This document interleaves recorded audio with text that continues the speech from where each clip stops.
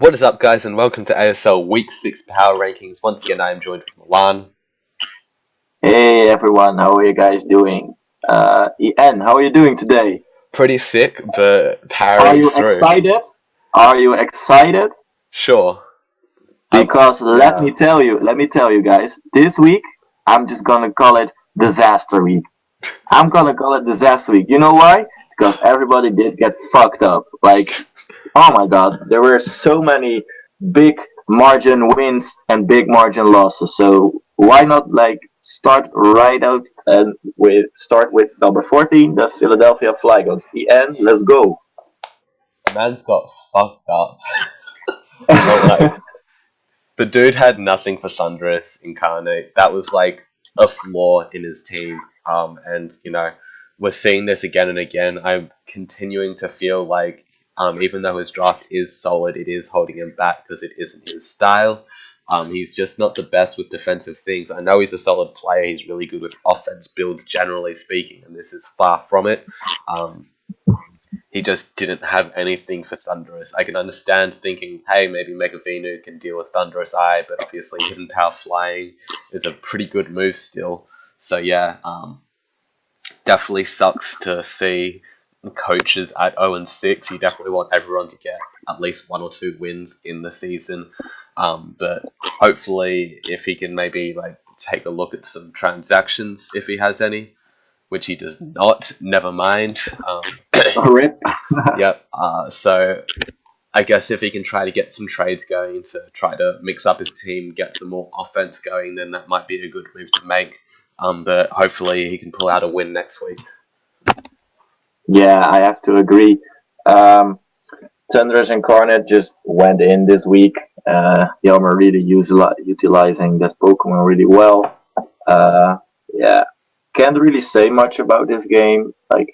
I like watching it, but Ferret just really struggles with his team at this point, and because he has such a defensive core, people uh, can bring a lot more offensive varianted builds. I don't know if it really makes sense, but his team is so passive that it's really hard to play, and it definitely is showing. So can't be mad at him because he's definitely trying. I can see that for sure, and he also I know he asked help to other people, so he's not doing this on his own. He's definitely trying his best, but so far it just hasn't been working out, and he's still a winless team at this point. So I think it's only fair to give him the last spot as of right now. At number 13, you have actually the master with Denver Numbers. Please tell us why. Yeah, definitely kind of a polar opposite to White Ferret in the fact that he clearly is not putting in his best at all. Um, his play has been really sporadic at best, I guess would be the best way to describe it. Just not very consistent at all, making a lot of really questionable plays in a lot of his games. He has won 2 games in a pretty good fashion. He played a lot better in those games, and if we could see him try his best, then maybe we'd be able to see a much better coach who would be able to be in those higher ranks. But he just isn't putting in that effort. He did lose to his compadre Susie this week. Bit of a blowout game. Misdreave has put in a lot of work, which is not what you expect to see, especially when you've got a Mega Gyarados, but I digress. Um, just got to put in that effort. That's all I can really say, I think. Yeah, at number 13, I actually have my good friend Brad with the Seattle Togedemaras. Really unfortunate loss once again. Big loss with a 5-0. It was yeah, it was pretty painful to watch because I had very high hopes for Brad this week because he asked me for help a bit. I know TCP also helped him a bit, and he was pretty confident going in this match. And he just got outplayed pretty hard, and also some things didn't really go his way. So overall, it was really sad to see. He has pretty poor differential right now, which is really unfortunate. But I think it's mostly that he didn't draft his own team and he isn't really comfortable with it, even though it is a really good team. So I actually am currently helping him with some transactions. So I hope that if if he finally makes his mind up about what he wants to change, and if the changes actually work out, I think he'll be doing a lot better. But yeah, I had the same struggle last season when taking over Brad's team. It's just really hard to play with a team that's not your own, so I definitely understand that. But yeah, unfortunately, you're at the 13th spot right now. And number 12, I have Malone. Malone played me this week. He lost in a 4-0 win versus a Diancie sweep. And like I don't really understand what Malone was bringing this. He brought like a licky tongue, licky tongue with no offensive moves whatsoever, and there were other questionable things. Uh, I definitely expected him to bring a lot of different stuff. So like overall, the game was pretty weird because of it, and yeah, even though he still caught me off guard with uh, unorthodox prep, it wasn't enough to get a win.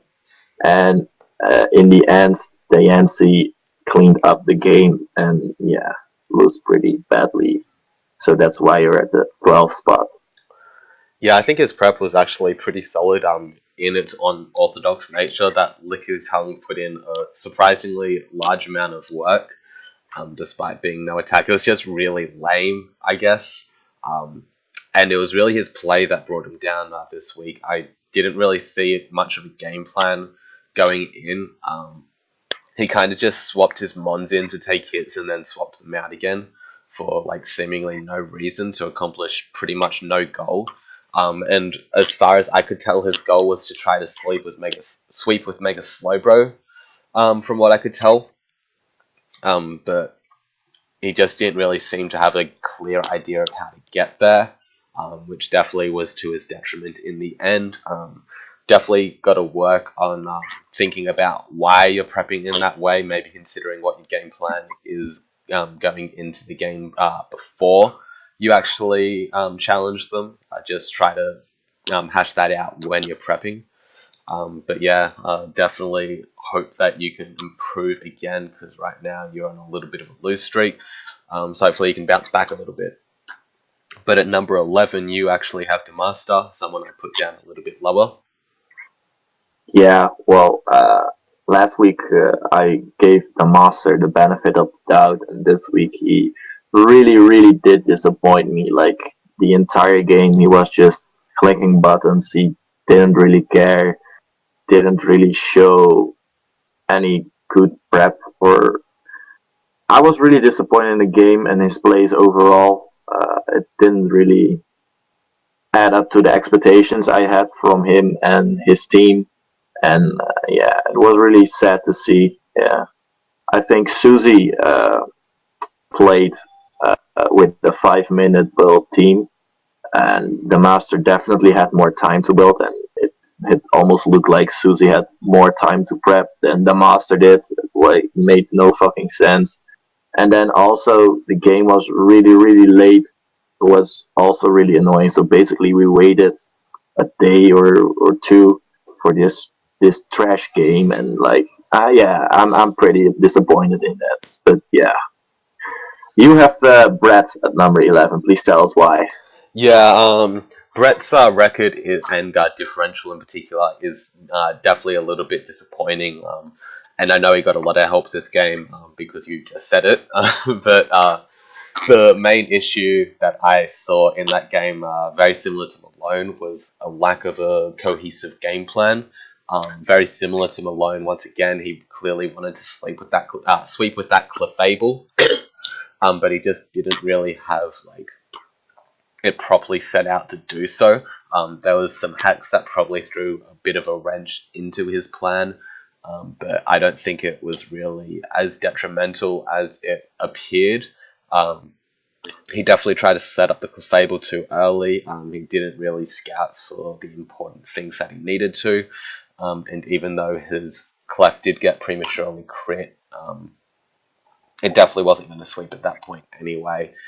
So yeah, he just didn't really seem to have a path to take to win the games, and that I feel is a common thing with these coaches that are in the lower ranks. They don't have that solid game plan set out, which is what keeps them down usually. But at number 10, we have differing opinions here. You have AZ.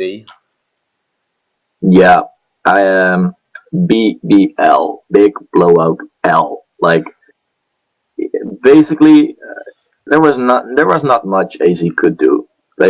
Even though he lost 6-0, I didn't really want to move him down because the coaches under him, in my opinion, did worse this week. Even though he got swept, like there's a difference in getting swept by uh, the opposing player getting the man in the position with a very nice set and getting swept like because of stupid stuff. And I think AZ didn't really have any other plays, and he still got swept. So like I can't fault him for it too much. Also, I'm not definitely not gonna reward him for it. So I'm just gonna leave him at spot number 10. You have the Wander's Weevil at number 10. Yeah, the main reason why I have him at number 10 instead of number 9 is because I feel like his quality of wins have not been quite as high. They're both very similar spots right now. I think AZ getting hard swept definitely did push him down a lot. But I think that Vish is definitely looking to mount that comeback.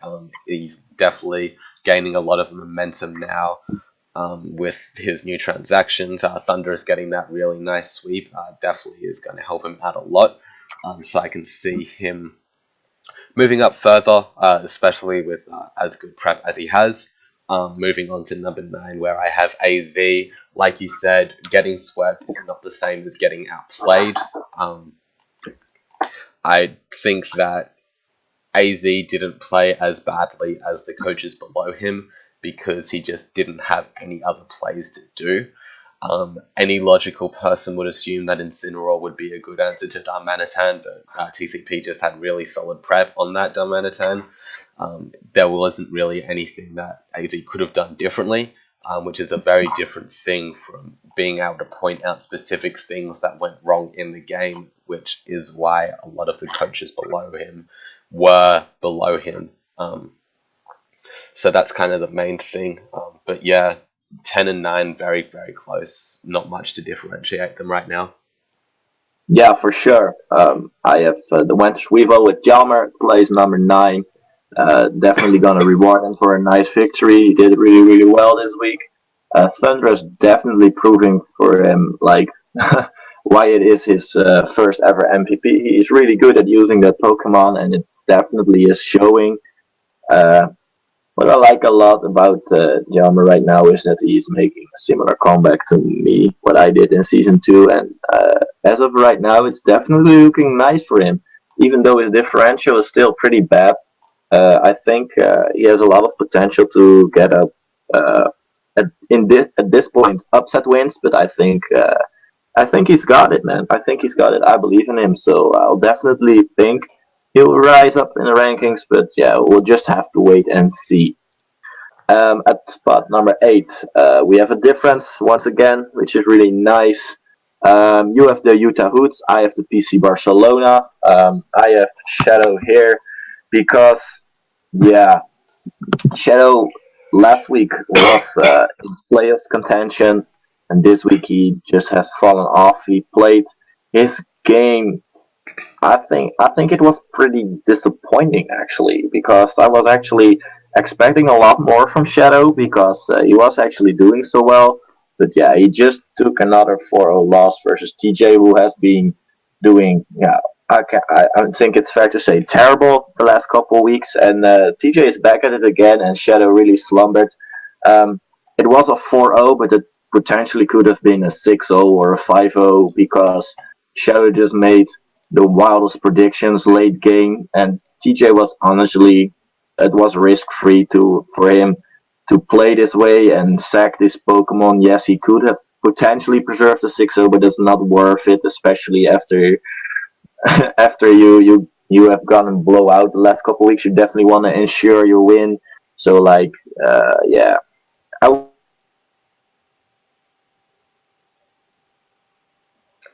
say You're cutting out. Sorry, could you just repeat that last sentence?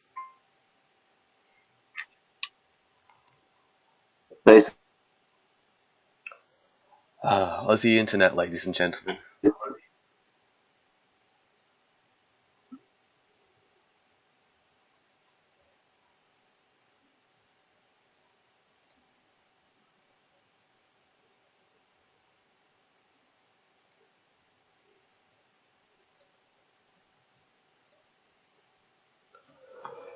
I apologize for this. I'm not going to edit this, but can you hear me? And okay, Milan is back. Yeah, you just cut out for a little bit there. yeah, I noticed because Yeah, you said I was cutting out, then I was talking again, but apparently I didn't connect. So nope, whoops. Uh, it I don't happens. know exactly where I cut out, but basically to summarize it, Shadow definitely made a lot of misplays, which he shouldn't have done. He could have predicted a lot of TJ swap ins pretty nicely, and he only started to predict well in the end, which basically uh, helped him with a bit of differential winning in the end, but it was still a pretty bad loss overall. That's it. Why do you have Susie at number 8? Susie definitely has a lot better differentials than Shadow, which shows that his games have not been blowouts, but they've definitely been overall rather underwhelming. I feel like Susie has probably had an easier go of it schedule wise so far. And he does have a couple of impressive wins here and there, but overall it's just really not up to the standard of the other coaches. Susie's kind of just at that level where we expect him to be right now, whereas Shadows are definitely going above and beyond his normal expectations, I guess. So yeah, Susie definitely played well to win this game, but it wasn't like he had to play exceptionally well to win this game, if you know what I mean. It's just like kind of underwhelming overall. But yeah, I do have Shadow at number 7, and I agree with pretty much what you were saying there. um, but it is kind of just his style. He is a pretty inconsistent coach, which is something that he has to work on. He makes those kinds of predictions when he doesn't really need to, doesn't really know when to is best to make the predictions. Um, and it's kind of just trial and error at this point, I feel. But he's definitely improving a lot, so I didn't want to push him down too far, especially when Susie's win wasn't like particularly phenomenal either. So that was the main thought process there. Yeah, well, I have Susie number 7. I think the game, the only good thing about the game versus Susie and Blake were Susie's nicknames to me, like for real. But yeah, Susie didn't play bad at all. I think he definitely did what he needed to do. Um, I think he preserved his win cons well. In the end, it was pretty shaky with all the hazard stack up, but he still managed to pick over a win versus a very strong team. Even though the coach isn't really showing it, the team is still really hard to beat. So, especially the 5 minute prep and then letting an unmon like Mischievous do so much work, definitely gonna reward that for the 7th spot. So that's why he'll be at number 6, we both have the Slow Bohemians. I put TJ there because he finally is back at his game again. He had a pretty bad couple of weeks, but he's on top of it right now. He beat Shadow, who was in the playoff spot before him, so beat he basically beat the one he needed to beat, and he did it in a good fashion. It was almost a 5 or 6-0, but it ended up being a 4-0. doesn't really matter. Still pretty impressive. Good job from our reigning champion. Why do you have him at number 6, Ian? Yeah, pretty much the same thing that you're saying there. Definitely a good bounce back. I feel like his past two losses, or was it three losses, aren't really super indicative of his play. They were up against some of the toughest coaches in the league. So obviously you want to win at least some of those, even if you don't win all of those. So he's not in the best spot right now, which is why I do have him a little bit lower. But he's definitely still proving that he has what it takes. Had a lot better prep this week to ensure that he didn't get overwhelmed by anything in particular. And it kind of felt like he was coming more into his own with the team that he's got. Even if the prep wasn't like anything particularly special, it was a lot more overall sound. So yeah, good stuff this week. Let's see how well you can keep this up. But at number 5, we both have Hutch the Portland Timbers. You can go and explain about that first. Yeah, Hutch had definitely. I think this was the game of the week. Like it wasn't. It was the only game that wasn't a blowout win or loss. Was a nice 1-0 loss in this case for Hutch versus Chicago Conquerors and Big Daddy Dave. They were number 3 and 4 in the standings and rankings before, I think, and it was a pretty heat battle because a lot of potential from both coaches, even though it got heavily disturbed by hacks. Hutch, of course, freezing someone again, like no surprise there. But yeah, Dave definitely got some hacks as well. And overall, Hutch made it really, really close. In the end, it was a 3% Infernate clutching out the win from Dave. And yeah, Hutch just took an L. And yeah, nothing bad about that, but it is going to move him down as of right now. Why do you have him at number 4? Yeah, I don't know. Or number 5? I don't know about the best game. It was definitely the most exciting game, though. I'll definitely agree with that. Total Hacks Fest. Hutch once again. He's always got those freezes on lock. It's crazy. It's so insane. And the fact that he lost that game at the time was really surprising to me because he seems like he had so much momentum going into it and really good matchup. But yeah, unfortunately, he did lose that game. He still is clearly at the top of the 3-3 pack right now, just with the best differential, the best overall wins, and probably the toughest schedule so far as well to be at 3-3. Generally, you would expect Hutch to be at a bit better of a record right now, but he does have a bit more of a top-heavy end of the schedule. So we'll see what happens in the coming weeks. I'm pretty sure he's going to lose next week, just a gut feeling. But past that, I think he's got really good chances of succeeding. We'll just have to see how it goes. But in number 4, we have an agreement, something that I didn't think I would end up doing it all this season. But here he is, Milan. Why don't you explain why you've got yourself at number 4? Uh, well, yeah. Basically, compared to the other coaches, I think I'm doing a bit better than them, than the coaches below me. Uh, Definitely not at the same level as of now yet with the coaches above me. So I think fourth was a good place to spot me. Differential wise, I'm doing pretty okay. 4 is also my lucky number, so I put myself at 4. Why not? But yeah, you can Yeah, explain it as fair enough. well. Um, you're just kind of objectively 4th right now. There's no argument that can be made either way to put them above or beyond. You're the only team who's 4-2 for some reason. Definitely not a common thing to have happen. But yeah, you played this week really well. You've been really stepping it up in the prep game. Probably the best prep all season, maybe next to TCP. So that's definitely something to get going. And apparently, you do have pretty good game sense when you're not forfeiting. Surprised me, Thank you. Thank you. but but now Yeah, we come down to. Oh, sorry, you go. I definitely like having an actual game instead of a forfeit for once. Yeah, nice to have. But yeah, we come into the top 3 at this point. It's been the same top three pretty much all season. Both have Dave here at number three. You can explain why first. Because Big Daddy Dave Oh no, you're cutting out again. for you is No. Hachi. I'm so sorry, audience.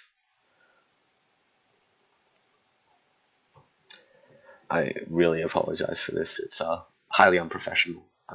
So I apologize. I will do my best to lobby my government to get better internet, and I trust that Milan will do the same. But in the meantime, you're gonna just have to bear with us at this point while we wait for Milan to ask if he can hear us. Yeah. Hopefully, yes. Hello.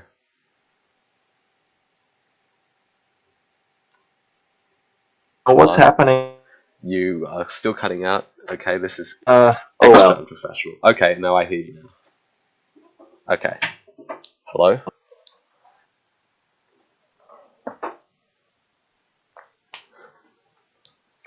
Fuck, man. Okay. Okay. Hello. Hello. Ladies and gentlemen, we might have an editing situation on our hands. It's looking severe. This is not something I wanted to have to do. But it may just have to happen. That is Ian, life. can you hear me? Yes, I can Can you hear hear you me? now. I can hear you Okay, now. so Your mic yeah, is all different, I picked my phone because my laptop apparently is fucking me up once again. Uh, unfortunately. hence the forfeit. Hence the forfeit with TCP. But Dave at number 3. Yes. By the way, guys, I'm really sorry about it. It's probably my fault. Fuck my internet. Um, yeah, Dave, a really good guy. Definitely deserving the third spot. Has a ton of momentum. Had a extremely hard game this week. The matchup was hard. The hex was hard. But he still came out on top with a very, very clutch Infernape. And yeah, Daddy is killing it this season. So definitely deserving the third spot. Why do you have him at number 3?